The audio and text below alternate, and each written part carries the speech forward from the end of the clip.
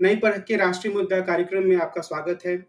हर बार की तरह इस बार भी हम आज एक ऐसे मुद्दे पर बातचीत करेंगे, जो हमारे देश की राजनीति में छाया हुआ है। और हाल के समय में यानी कि पिछले 1 हफ्ते से जो एक मुद्दा लगातार भारत की राजनीति पर छाया हुआ है, वह है राहुल गांधी के द्वारा अपनी यूके यानी कि ब्रिटेन की यात्रा के दौरान दिए गए बयान। इन बयानों में उन्होंने वही सारी बातें कहीं जो हिंदुस्तान में वो अक्सर कहते रहे हैं। उन्होंने पेगासस का मुद्दा उठाया, उन्होंने चीन द्वारा भारत की कुछ ज़मीन हथिया लेने का मुद्दा उठाया, उन्होंने डिमोनेटाइज़ेशन का मुद्दा उठाया और सबसे बढ़कर उन्होंने ये कहा कि भारत में लोकतंत्र की स्थिति बहुत ही खराब है, दयनीय है। उन्होंने यह कहा कि संसद में जब वो बोलने के लिए खड़े होते हैं या विपक्षी नेता जब खड़े होते हैं, तो उनके माइक को बंद कर दिया जाता है। इन सभी आरोपों के बाद जब भारत में जो प्रतिक्रिया हुई, वो काफ़ी तीखी थी।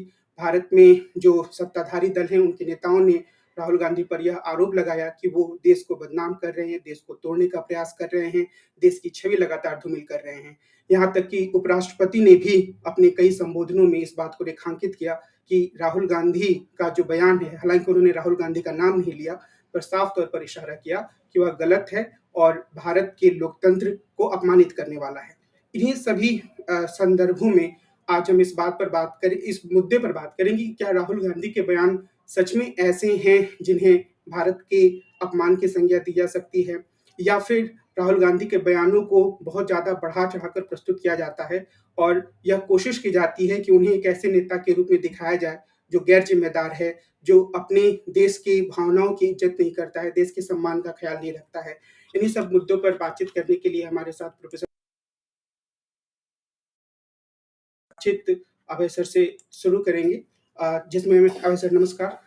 मैं पहला नमस्कार। प्रश्न इसी संदर्भ में जो भी बात कही रखना चाहूँगा कि अक्सर ऐसे प्रस्तुत किया जाता है मानो आप देश में हैं तो देश के बारे में कुछ भला-बुरा कह दें, नेताओं की आलोचना कर दें चलेगा। लेकिन जब आप विदेश में हैं तो भले ही आप सरकार की आलोचना कर रहे हों, सरकार की नीतियों की आलोचना कर रहे हों या फिर देश में लोकतांत्रिक संस्थाओं के क्षरण की बात कर रहे हों, ऐसा करके आप देश का अपमान कर रहे हैं। तो क्या अगर हम ऐतिहासिक रूप से भी यह देखें और वर्तमान परिदृश्य में भी, तो देश का सम्मान एक ऐसी चीज़ है, जो विदेशी भूमि पर सरकार की आलोचना से उसका क्षरण हो जाता है, या फिर यह एक ऐसी चीज़ है जिसे बहुत ज़्यादा भी बढ़ा-चढ़ाकर देखा जाने लगा है।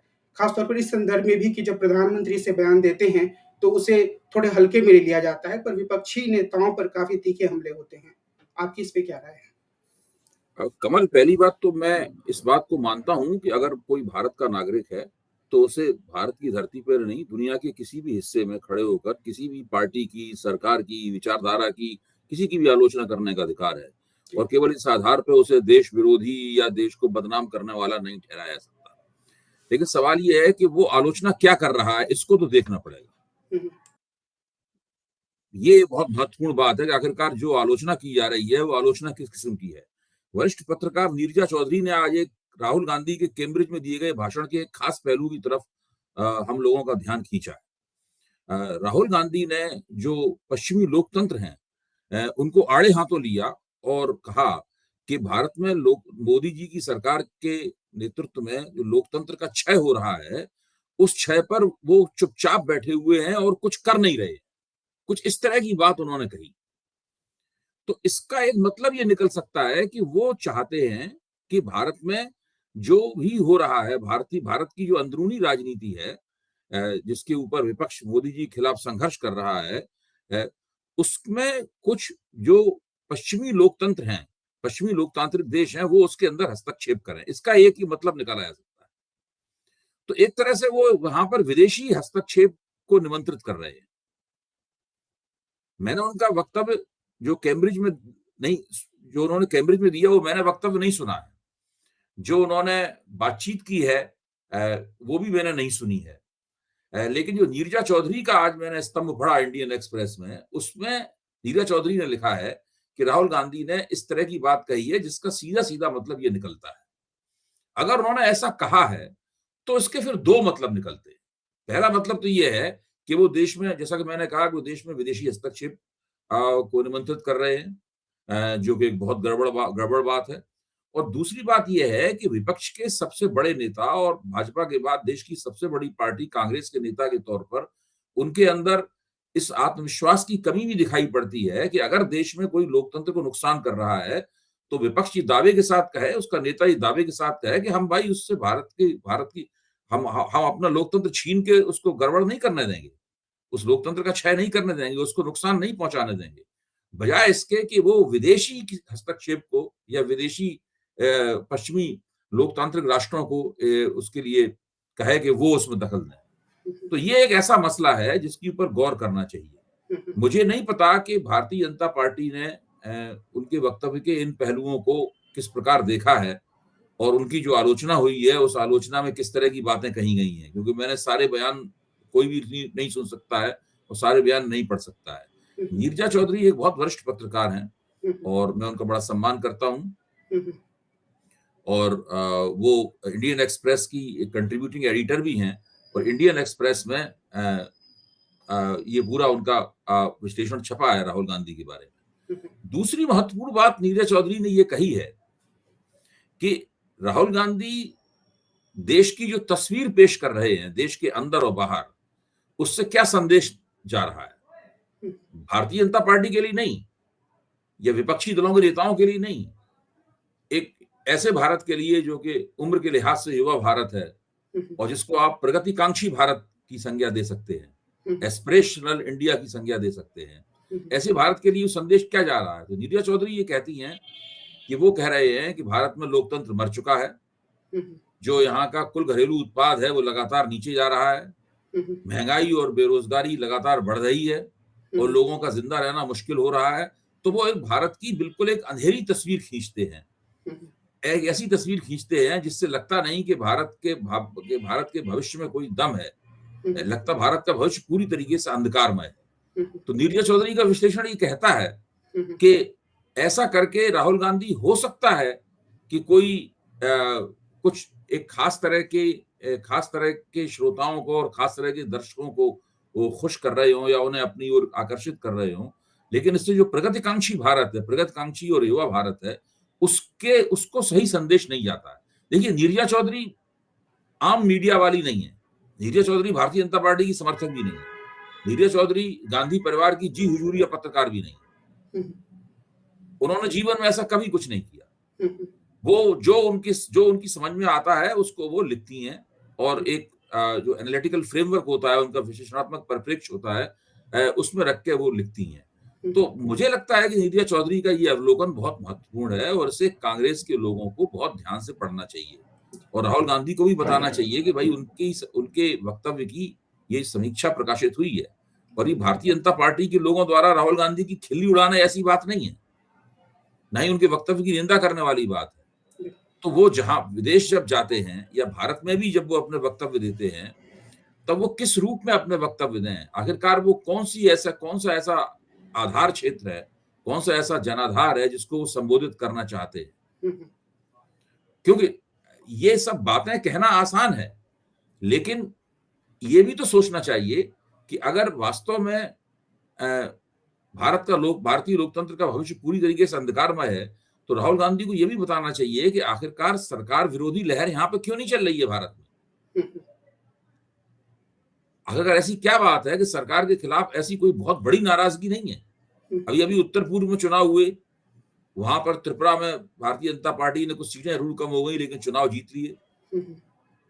उसके बाद मेघालय और नागालैंड में उसका प्रदर्शन ज़्यादा अच्छा नहीं रहा, लेकिन फिर भी वो किसी तरह गठजोड़ सरकारों में शामिल हो गई।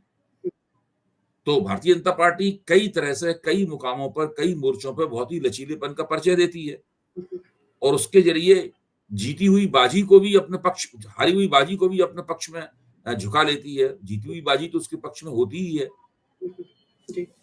तो मैं इसमें एक चीज़ जोड़ना चाहूँगा क्योंकि मैंने वो बयान देखे हैं जो राहुल गांधी बोल रहे हैं। एक जी। जगह तो ये बात ध्वनित होती है लेकिन एक अन्य स्थान पर राहुल गांधी ये कहते हैं साफ तौर पर कि हुँ, ये हमारी अपनी समस्या है, हमारे देश की समस्या है और हम इससे लड़ेंगे और अपनी समस्याओं से आगे जाएँगे। ये हुँ, एक प्रश्नोत्तर में वो जवाब देते हैं। तो हुँ, मेरा दूसरा जो पहलू है, सवाल जो है वो इसी मतलब पूरी स्थिति से जुड़ा हुआ है कि हुँ, असल में कई बार यह होता है कि राहुल गांधी के जो बयान हैं, उसमें कुछ ऐसे तत्व लोगों को मिल जाते हैं, जिससे कि जो उनसे थोड़ी हमदर्दी रखने वाले या विपक्ष की राजनीति से हमदर्दी रखने वाले टीकाकार होते हैं, उन्हें भी घबराहट होती है कि ये वो क्या बोल गए। तो शायद निर्जय चौधरी के लेख उनके बयान की एक पहलू पर ज़्यादा जोर देता है और जिसकी आलोचना की जा सकती है। इसके पहले भी राहुल गांधी जब भारत में थे, भारत जोड़ो यात्रा कर रहे थे, तो वहाँ पर उन्होंने वीर सावरकर को लेकर जो महाराष्ट्र में बयान दिया था, तो वहाँ पर भी उस बयान को भी काफ़ी उसकी आलोचना की गई, काफ़ी उनकी घेरेबंदी की गई और ये कहा गया कि राजनीतिक रूप से अपरिपक्व बयान है, क्योंकि उनका जो मैं एक उस आलोचना से सहमत, जी, पत्रकारों ने उस बात की आलोचना की हो, जी, बहुत लोगों ने आलोचना की थी इस बात जी, की, जी, लेकिन मैं उस आलोचना से सहमत नहीं हूँ। राष्ट्र जो हिंदुत्व की राजनीतिक विचारधारा है, राहुल गांधी और कांग्रेस उसके खिलाफ खड़े हुए हैं और उन्हें हर कदम पे उसकी आलोचना करना चाहिए। यहाँ तक कि सावरकर को राष्ट्रीय स्वयंसेवक संघ भी एक ऊपरी तौर पर सम्मान जरूर देता है। हुँ, हुँ, मतलब सार्वजनिक तौर पर सावरकर के खिलाफ राष्ट्रीय स्वयंसेवक संघ कुछ नहीं बोलता है, लेकिन सावरकर से राष्ट्रीय स्वयंसेवक संघ के संग ऐतिहासिक संबंध ऐतिहासिक रूप से बहुत अच्छे नहीं रहे हैं। हुँ, हुँ, और आप जानते हैं कि अगर ऐसी बात ना होती तो अभी तक पिछले 9 साल से नरेंद्र मोदी की सरकार है और पूर्व मोहम्मद की सरकार है, आज तक सावरकर को भारत रत्न नहीं दिया गया। हुँ, हुँ, हुँ, हुँ, हुँ, अगर सावरकर उनके लिए इतने ही महत्वपूर्ण थे कि राहुल गांधी के बयान पे उन सब लोगों को इतना बिदक जाना चाहिए था, तो अभी तक सावरकर को भारत रत्न क्यों नहीं दिया गया? तो सावरकर राष्ट्रीय स्वयंसेवक संघ के काफी कड़े आलोचक थे। सावरकर ने अपने जीवन में राष्ट्रीय स्वयंसेवक संघ की जो आलोचनाएं की हैं, वो तो आज तक उनके विरोधी भी नहीं उस तरह की आलोचनाएं करते हैं। इतनी कड़ी बातें उन्होंने कही हैं और खुद डॉक्टर हेडगेवार स्वयंसेवकों से साफ कहते थे कि वो हिंदू महासभा के कार्यक्रम में न जाएं। उनका काम हिंदू महासभा के कार्यक्रमों की जाजिम बिछाना और कुर्सी मेजें लगाना नहीं है।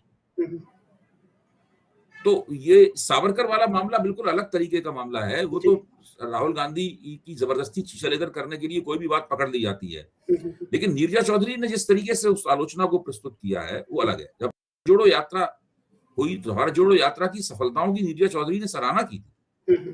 लेकिन मेरा उस वक्त सवाल की नीरजा चौधरी जी, ने और मेरे जैसे लोगों ने कहा था हुँ, कि भारत जोड़ो यात्रा कामयाब तो हो रही है, हुँ, लेकिन उसका असर क्या कांग्रेस के लिए एक सांगठनिक उछाल में निकल रहा है। हुँ, हुँ, हुँ, हुँ, हुँ, अभी संगठन के स्तर पे बहुत काम करना बाकी है। हुँ, हुँ, हुँ। मेरा सवाल तो असल ये चीज हुँ, जो नहीं दिख रही है, हुँ, इससे देखिए नीरज चौधरी और हमारे आपके जैसे लोग उन लोगों में से हैं जो कांग्रेस का इसलिए समर्थन नहीं करते कि हम राहुल गांधी का कोई सत्ता के ऊपर मौरूसी हक है और मौरूसी हक भाजपा ने छीन लिया है, वो उनको वापस मिलना चाहिए। हुँ, हुँ, आप जानते हैं कि हम लोगों का दृष्टिकोण ये नहीं है। बिल्कुल, हम लोग तो इसलिए समर्थन करते हैं कि वो विपक्ष की सबसे बड़ी पार्टी है और कांग्रेस अगर मजबूत होगी तो विपक्ष मजबूत होगा और उससे लोकतंत्र में संतुलन कायम होगा और हुँ, लोकतंत्र बेहतर होगा। हम हुँ, लोग इस बात को कहते हैं हुँ, हुँ, क्योंकि कांग्रेस ही भाजपा के बाद सबसे बड़ी पार्टी है। एक से ज्यादा कई राज्यों में उसकी सरकारें हैं, कई राज्यों में सरकारों के आने की स्थिति में कांग्रेस रहती है। हुँ, हुँ, अगर भारतीय जनता पार्टी कभी लड़खड़ाती है तो उसका सबसे ज्यादा लाभ कांग्रेस को ही मिलेगा केंद्रीय राजनीति में। हुँ, हुँ, हुँ, तो अब ये जो स्वर है, ये हुँ, उस स्वर से अलग है जो राहुल गांधी का मजाक उड़ाता है या राहुल गांधी की टांग खिंचाई करता है या उनको पप्पू की तरह पेश करता है। ये उससे अलग बात है। हुँ, इसलिए बिल्कुल। इसको अलग तरीके से देखना चाहिए। हाँ, और उसमें मुख्य स्वर यही है कि राहुल गांधी को अपने बयानों में ज़्यादा सचेत और सावधान रहना चाहिए कि वो किन बातों को नहीं, कहते हैं। ये तो सावधान का सवाल नहीं है। कोई भी आदमी बहुत तौल-नाप के बयान नहीं दे सकता। सबके बयानों में कोई न कोई नुक्स निकाला जा सकता है। हुँ, हुँ, मैं अभी जो बोल रहा हूँ, हुँ, हुँ, उसमें भी नुक्स निकाला जा सकता है। हुँ, हुँ, हुँ, आपके वक्तव्यों में भी नुक्स निकाला जा सकता है। हुँ, राव हुँ, नरेंद्र मोदी की वक्तव्यों में भी बहुत सारे नुक्स निकाले जा सकते हैं, हुँ, हुँ, निकाले जाते हैं हुँ, हुँ, और उनके नुक्स निकालने काबिल होते हैं वक्तव्य। हुँ, हुँ, मैं दूसरी बात कह रहा हूँ। हुँ, हुँ, मैं ये कह रहा हूँ कि जो पूरा परिप्रेक्ष्य है राहुल गांधी का वक्तव्य देने का वो क्या है? हुँ, हुँ, उनकी शब्दावली या कोई एक खास तर्क उसकी बात मैं नहीं कर रहा हूँ। हुँ, हुँ, वो पूरा परिप्रेक्ष्य क्या है? राजनीति पूरी तरीके से बदल चुकी है। हुँ, हुँ, मैं समझता हूँ कि मतदाताओं के लिए लोकतंत्र के मायने भी बदल गए हैं। हुँ, हुँ, मतदाताओं के लिए राजसत्ता को किस तरह से काम करना चाहिए उसके मायने भी बदल गए हैं। हुँ, राष्ट्रवाद के मायने बदल गए हैं। हुँ, हुँ, देशभक्ति के मायने बदल गए हैं।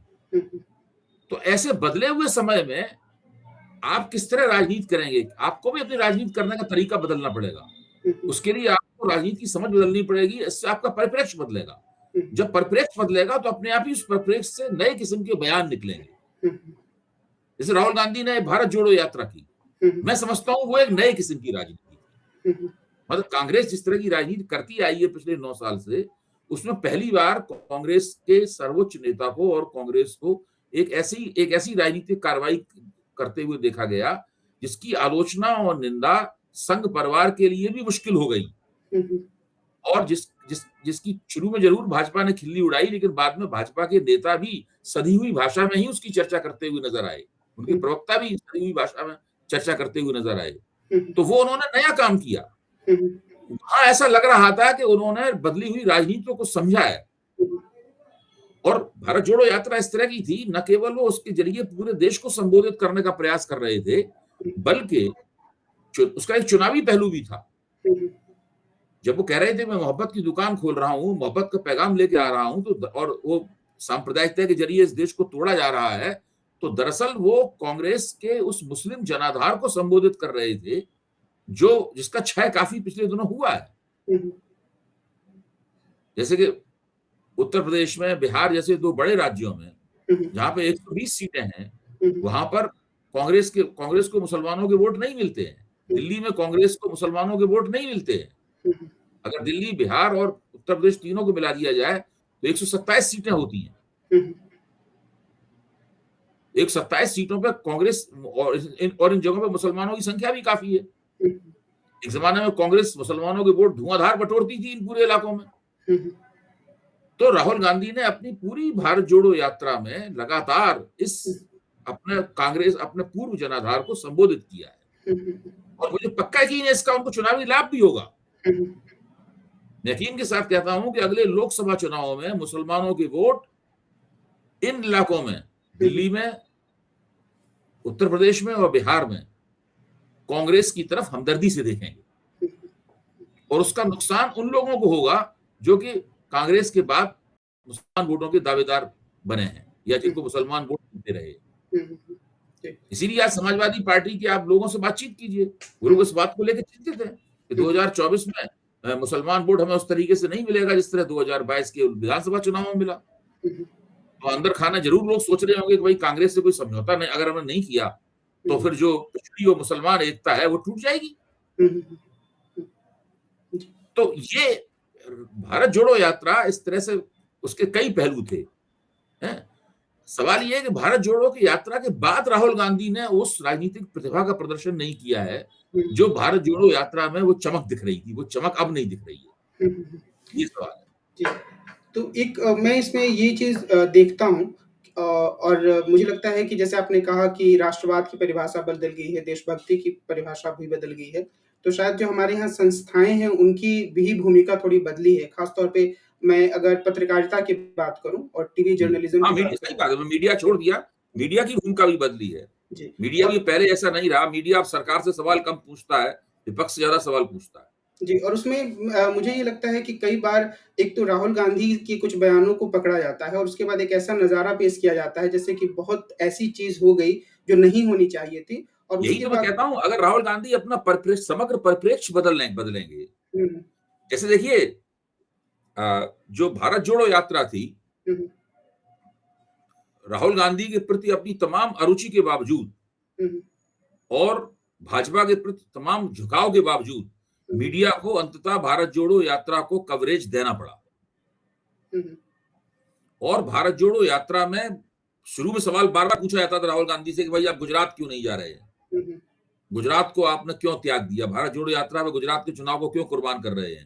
तो हुँ, मीडिया कोई गलत सवाल नहीं पूछ रहा था। हुँ, भाई हुँ, कांग्रेस ने गुजरात में चुनाव लड़ा ही नहीं ठीक से। हुँ, तो ये भी अपने आप में एक सवाल था कि हुँ, भाई राजनीति में आप भारत जोड़ो यात्रा ज़रूर कर रहे हैं, लेकिन आपने जो राजनीति के तात्कालिक जो संघर्ष के बिंदु हैं, हुँ, जैसे कि राज्यों के चुनाव, उनको आप भारत जोड़ो यात्रा पर पूरी तरह कुर्बान तो नहीं कर सकते। लेकिन उन्होंने ऐसा किया, उन्होंने तय किया कि हम भारत जोड़ो यात्रा निकालेंगे, चुनाव में हम जीते या हारें। ये जो आप कह रहे हैं कि राहुल गांधी को अपना पूरा परिप्रेक्ष्य बदलना होगा, तो अगर आप जी। इसको थोड़ा-सा विस्तार से बता पाएँ तो काफ़ी लाभदायक होगा कि इसका नहीं, क्या मतलब है? उन्हें अपने आप से ही पूछना चाहिए कि उन्होंने भारत जोड़ो यात्रा क्यों आयोजित की? हुँ, हुँ, भारत जोड़ो यात्रा उनके भारत जोड़ो यात्रा में उनका फोकस बिल्कुल स्पष्ट था। हुँ, हुँ, मैं मोहब्बत की दुकान खोलने निकला हूँ। हुँ, हुँ, ये सरकार जो है वो लोगों को बाँट रही है। हुँ, हुँ। ये बात वो मुख्य तौर पे करते थे और इसके इर्द-गिर्द दूसरी तमाम बातें करते थे। हुँ, हुँ। और लगातार उनकी यात्रा एक्शन में रहती थी। हुँ, हुँ। अब भारत जोड़ो यात्रा का समापन हो गया। जी। समापन के बाद से कांग्रेस की तमाम गतिविधियों के अंदर से रायपुर अधिवेशन के बाद से वो जो एक्शन था, यानी हुँ, राजनीतिक कार्रवाई वाला जो कार्रवाई वाली बात थी, वो कार्रवाई वाली बात जो है वो तिरोहित तो धीरे-धीरे खत्म होती जा रही है। हुँ, हुँ। देखिए, जब आपकी पार्टी पॉलिटिकल एक्शन में रहती है, राजनीति केवल बयान देने का या ट्वीट करने का या प्रेस कॉन्फ्रेंस करने का या भाषण देने का नाम नहीं है। ये सब तो राजनीतिक एक्शन के हिस्से हैं हुँ, हुँ। और आपकी पार्टी जो विपक्ष की पार्टी है हुँ, और हुँ। काफ़ी पीछे है सत्तारूढ़ दल से, हुँ, हुँ। तो आपको लगातार सक्रिय रहना पड़ेगा। हुँ, हुँ। बिल्कुल।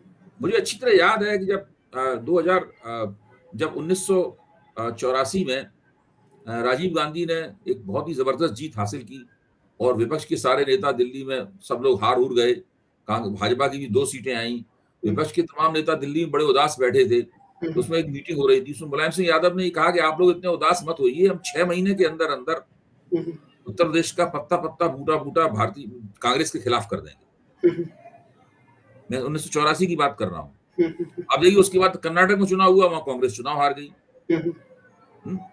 विपक्ष की ज़बरदस्त राजनीति की हुँ, हुँ। मुलायम सिंह यादव ने, हुँ, हुँ। जो 2017 में हुँ, हुँ। जब समाजवादी पार्टी उत्तर प्रदेश में जीती थी, हुँ, तो हुँ। वो इसलिए जीती थी कि समाजवादी पार्टी मायावती के पूरे कार्यकाल में लगातार सड़कों पे रही, 2012 में। 2012 में। हुँ, उन्होंने डंडे खाए, हुँ। 2007 में मायावती जीती थी, 2012 में उन्होंने डंडे खाए, उनको गिरफ्तारियाँ दी, वो लगातार संघर्ष करते रहे। वो अखिलेश यादव साइकिल चलाते रहे, लगातार लाल टोपियाँ पहने हुए वो लोग लड़ते रहे। उसका नतीजा ये निकला हुँ, कि जब मायावती की साख गिरी, हुँ, हुँ। तो उसका सीधा फ़ायदा सारा का सारा फ़ायदा समाजवादी पार्टी के पास चला गया। यहाँ तक कि ऊँची जातियों के भी कुछ वोट समाजवादी पार्टी को मिले। हुँ, हुँ। मुसलमानों ने खूब जम के वोट किया, पिछड़ों ने खूब जम के वोट किया, ऊँची जातियों ने वोट दिया और उन्होंने पूर्ण बहुमत प्राप्त किया। जी। तो अब भारत जोड़ो यात्रा खत्म हो गई। भारत हुँ, जोड़ो यात्रा ने जितना उछाल देना था दे दिया। उसके हुँ, बाद क्या? हुँ। अब आपके पास क्या है करने के लिए? हुँ, हुँ, हुँ। बिल्कुल। तो ये आज की जो हमारी बातचीत है उससे जो मुख्य बात सामने आती है वो यही कि राहुल गांधी को अपने परिप्रेक्ष्य को बदलने और राजनीतिक रूप से और ज़्यादा सक्रिय रहने की ज़रूरत है। और इन सब के साथ इस बात की भी ज़रूरत है कि वे अपने बयानों को लेकर और अपने जो विचार व्यक्त कर रहे हैं उसको लेकर ज़्यादा सचेत रहें। आज की बातचीत को हम यहीं विराम देते हैं और अगले अंक में मिलेंगे और एक अन्य मुद्दे पर विस्तार से बातचीत करेंगे। नमस्कार।